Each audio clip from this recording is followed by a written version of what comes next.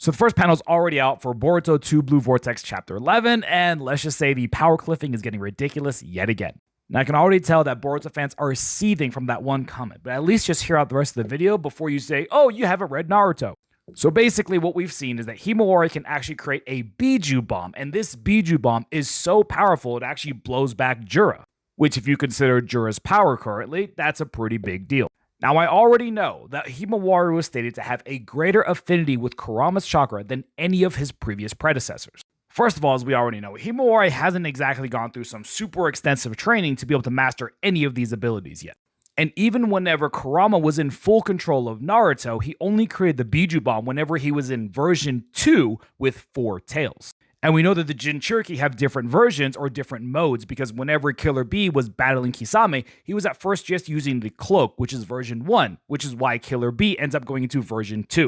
Version 2, where your skin and everything else actually turn into this red style aura, which after making contact with both Kisame and Samehada absorbed so much of his Biju chakra that it took him back down to version 1 yet again, which is just the cloak. Himawari is in neither state 1 with a cloak or state 2 where her skin changes. She's basically in this mode, which we don't really know has a named state, where all we see is her eyes change and her whiskers kind of get more prominent, just like Naruto.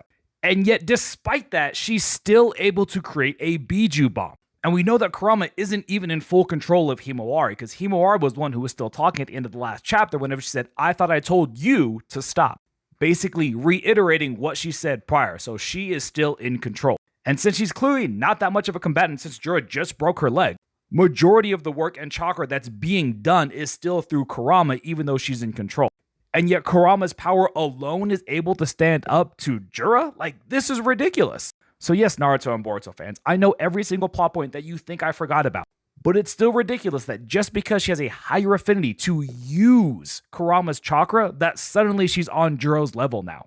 No KCM, no cloak, no version 2, literally the equivalent of this state with Naruto and on that level all of a sudden.